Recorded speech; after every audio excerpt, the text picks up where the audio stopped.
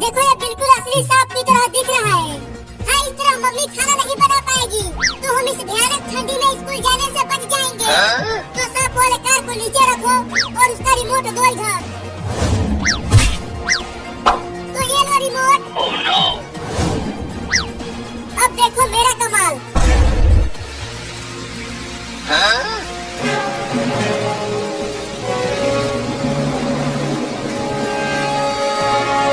Mummy के पीछे से उस सांप को लाओ चिंटू, इस तरह मम्मी ज्यादा डरेगी। Oh, no. ठीक है, तो ये देखो।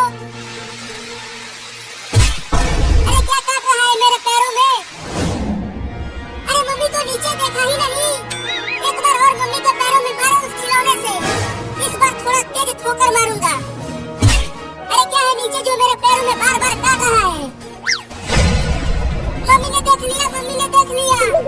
सा सा सा सा सा सांप सांप सांप सांप। चिंटू उस सांप को थोड़ा आगे पीछे करो। तो ये लो। अरे मैंने काट लिया। अरे मैंने ये इतना बड़ा सांप घर में कहाँ से आ गया? अरे कोई भगाओ रे इस सांप को। उसे मम्मी के पास ले जाओ, पास ले जाओ। हाँ ये ठीक रहेगा। नहीं मेरे पास मत आना, नहीं तो मार दूंगी तुझे। अरे दादा, देखो सांप, मैं तुझे बता रही हूँ कि मैं तुझे मार दूंगी अगर तू मेरे पास आया तो। फिर से थोड़ा और पास ले जाओ। बड़ा मजा आ रहा है देख के। अरे बाप रे, बचाओ रे, सांप आ गया। देखो चिंटू, मम्मी उस नकली सांप से डर कर भाग रही है। बहुत मजा आ रहा है। अरे बचा लो रे चिंटू और चिंकी, ये सांप मुझे काट लेगा।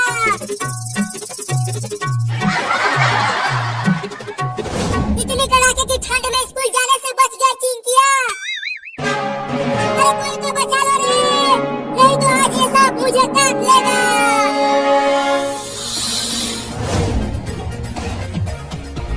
अरे वो तो मम्मी है, लेकिन वो भाग क्यों रही है? पूछता हूँ। अरे वो मम्मी, तुम भाग क्यों रही हो? क्या हो गया? अरे बाबू, ये सांप मुझे काटने के लिए दौड़ा रहा है। रुको, अभी उस सांप को बताता हूँ।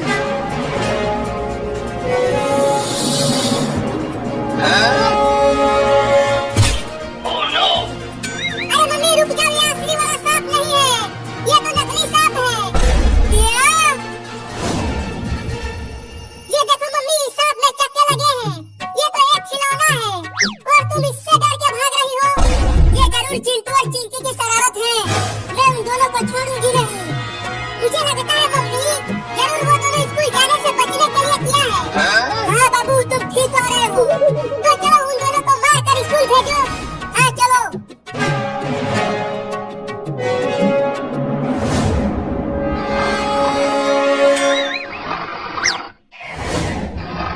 देखो वो दोनों कितने मजे से सो रहे हैं। जल्दी इन दोनों को डंडे से मार कर स्कूल भेजो। रुको, मैं डंडा लेकर आती हूँ। Oh, no. मुझे चिंटू और चिंकी बहुत सो लिया तुम दोनों। अब थोड़ा डंडा खा लो, मारो मम्मी।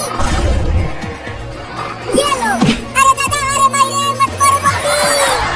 ये लो। बाप रे, बहुत जोर से लगी है।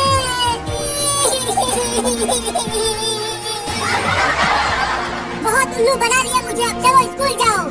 मम्मी, तुम हमें इतनी कड़ाके की ठंड में स्कूल भेजोगी? हाँ जाओ स्कूल, नहीं तो फिर से पिटाई करूंगी। नहीं नहीं, आज नहीं, आज बहुत ठंडी है। Oh, no. मम्मी, इस बाबू को भी तो स्कूल भेजो। ये अभी छोटा है, जब ये बड़ा हो जाएगा तब ये भी स्कूल जाएगा। दो डंडा और मारो मम्मी, बड़ा मजा आ रहा है इन दोनों को पीटते हुए देखकर। चलो जाओ स्कूल, नहीं तो पिटाई कर दूंगी। चल चिंटू, ठंड में स्कूल चलते हैं। रमज़ान का तोहफा 47 रमज़ान की 27वीं रात को पाकिस्तान का मौजूद में खाना तरीक़ इन तमाम औक़ात में से है।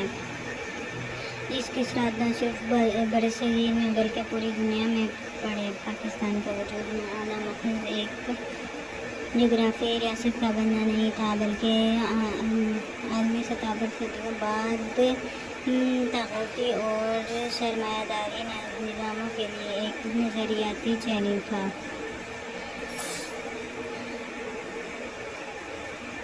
हुकूमत پرستی نیشنلزم کے دور میں تحریک پاکستان اسلام کی بنیاد پر ایک ایسی ریاست کے قیام کی جدوجہد اسٹرگل تھی جو موقت نسلی علاقائی اور لسانی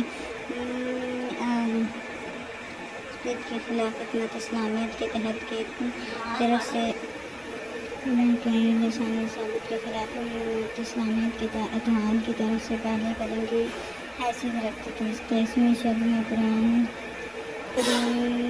کے نزدیک میں اس دور کے ہی نہیں بلکہ ہر دور کے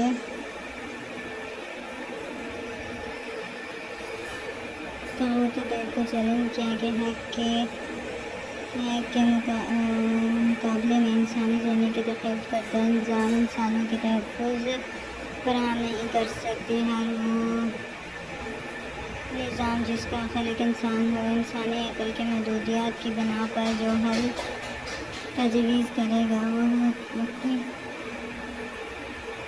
اور مقامی ہی ہوگا، عالمگیر اور علیحدگی نہیں ہو سکتا۔ انسانیت کی نجات صرف اس شکل میں ممکن ہے جب وہ زندگی کے تقاضات کو دور کر کے اپنی تمام کوششوں کو صرف اللہ خالق کائنات کی بندگی میں دے دے۔ انسانوں کی زندگی میں ان کی پیدائش ہو، ان کی موت ہو یا اہم اوقات ہوں، ان سب کو تاریخ کے حوالے سے ہی یاد کرتے ہیں، اور تاریخ سے نسبت ہی وہ بنیاد یہ ہے جو ایک فرد کو ایک قوم کو اس کا تشخیص دیتی ہے۔ گویا ہم اگر اپنے آپ کو کسی ایک تاریخی واقعے پر منسلک کرتے ہیں جس کا تعلق ہمارے عقیدے سے ہے، روایت یہ ہے کہ ہمارے ان عزائزوں سے مستقبل کے بارے میں پائے جاتے ہیں جو وہ واقعہ ہمیں یاد دہانی کرواتا رہتا ہے اور ہماری آگاہی کا حصہ بن جاتے ہیں اور یاد دلاتا ہے کہ فی الواقع جو کچھ ہم نے کیا ہے، وہ جو کرنے جا رہا ہے، اس کی بنیادی نقطہ غاز اور مقصد ظہور کیا ہے۔ برصغیر میں مسلمانوں کی جدوجہد آزادی کی بنیاد اس کے علاوہ اور کچھ نہ تھی کہ مسلمان اپنے تقاضات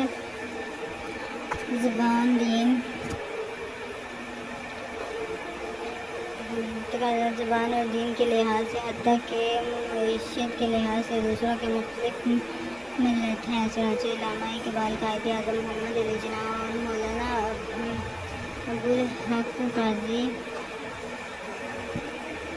تحریک آزادی کو فکری بنیاد فراہم کی اور آخرکار قیام پاکستان کی شکل میں اس کو تحکیم ہوئی۔ ہندوستانی قومیت کے علمدار خصوصیت کا نظام اور ہندوستان کی نمود و نمائش کردگی کے طور میں انگریزی کی حمایت میں یہ تصور پیش کیا کہ ہندوستان میں بسنے والے ایک قوم ہے۔ ان کا خیال تھا کہ چنانچہ وہ ایک فضا میں سانس لیتے ہیں، ایک ہی دریا کے پانی پیتے ہیں، اس سرزمین میں پیدا ہونے والے ہیں، اس لیے وہ ایک قوم ہے، اور جہاں تک مذہب کا تعلق ہے وہ مختلف ہو سکتے ہیں۔ چنانچہ مولانا حسن احمد ندوی محمد احمد آدب موجودگی کے رسول مذہب تھے، متعدد حکومت کے وعدے کی، جبکہ مولانا سید ابو علی ابودی دو قومی ذریعہ کی وضاحت کے لیے مسلح قومیت کے عنوان سے ایک کتب تصنیف کی، جسے مسلم لیگ نے بڑے پیمانے پر پڑھے لکھے افراد میں تقسیم کیا۔ تحریک قیام پاکستان میں محض انگریزوں کی غلامی سے نجات کی جدوجہد نہیں تھی، بلکہ ملت اسلامیہ کے الگ شخصیت کے تحفظ کی اقدامات، دین اور حلال و حرام کے تصورات کو اللہ کی زمین پر عملی شکل دینے کے لیے ایک جہاد تھی۔ 200 سالہ انگریز کی غلامی سے نجات کے لیے اس جدوجہد کی بنیاد ہندوستان کی زمین سے محبت وابستگی تھی، اور نہ اس کا سبب مخصوص ایک انگریزوں کی دشمنی تھی۔ یہ اسلام کو دین ماننے کا ایک فطری طلبہ تھا کہ اللہ تعالیٰ کی حکمت مگر مسلمانوں میں نہ ہو بلکہ انسانی سرگرمیوں کے ہر شعبے میں ہو۔ انسان کی معیشت، سیاست، معاشرتی ثقافت ہر سرگرمی ظاہر کرے کہ وہ کس کا بندہ ہے۔ اگر اسلامی دین نہ ہوتا بلکہ دیگر مذاہب کی طرح محض ایک ہوتا تو یہ ممکن تھا کہ مسلمان بھی ہندوؤں کی طرح سے چند ماخذ حجت قبول کر لیتے، لیکن علامہ محمد اقبال، قائد اعظم اور مولانا مودودی کے تصور پاکستان کے بنیادی دو قومی تصورات یہ تھے، یعنی مسلمان محض ایک نسلی، لسانی یا جغرافیائی لحاظ سے ہندو نسل نہیں بلکہ ایک الگ ملت اور امت ہے جس کی صرف ایک بنیاد یہ نہیں کہ وہ لا الہ الا اللہ محمد رسول اللہ کے ماننے والے ہیں۔ چونکہ خصوص پاکستان کے جہاد میں مسلمانوں نے اپنی روایات کو، اپنے آپ کو، اپنی روٹس کو جس چیز میں تلاش کیا وہ دھرتی ماتا نہیں تھی، وہ زمین نہیں تھی، وہ ایک علاقے کے خاص قبائل میں رہنے والے باوجود، ایک جگہ کا پانی پینے کے باوجود اس خطے میں وہ مذاہبین آغاز سے برقرار ہیں جنہوں نے وہ دوسروں کے ساتھ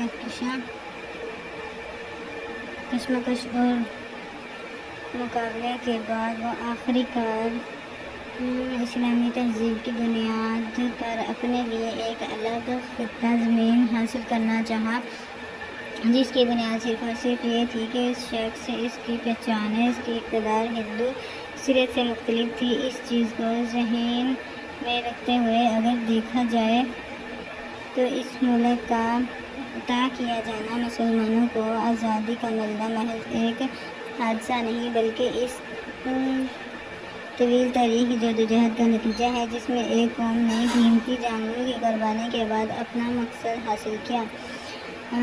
قرآن کریم نے ہمیں اس حوالے سے ایک بہت اہم اصول دیا ہے جس پر غور کرنے کی ضرورت ہے۔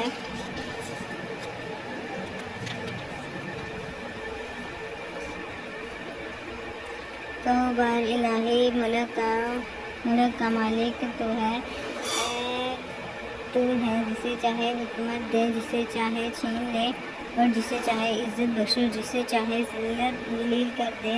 بھلائی تیرے اختیار میں ہے، بے شک تو ہر چیز پر قادر ہے۔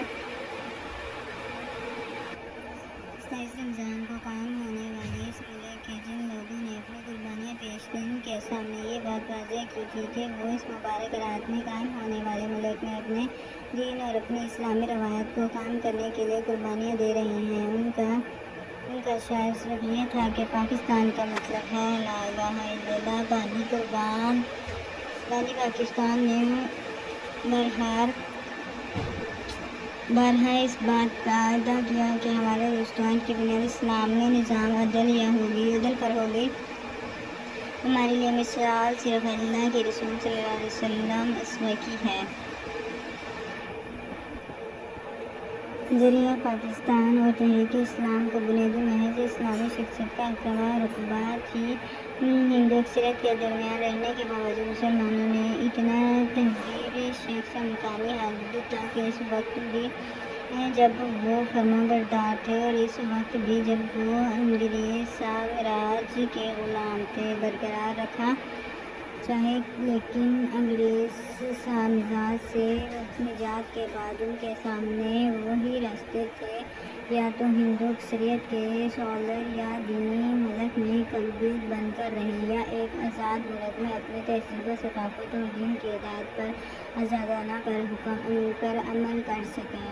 قائد اعظم اور علامہ اقبال اس سوچے سمجھے رہے تھے کہ ایک آزاد ممالک کے بغیر مسلمانوں کا کوئی مستقبل نہیں ہو سکتا۔ یہ تصور ہندوستان کی قوموں کے نظریے کے عالمگیر اندر انڈیا کانگریس اور جمہوریت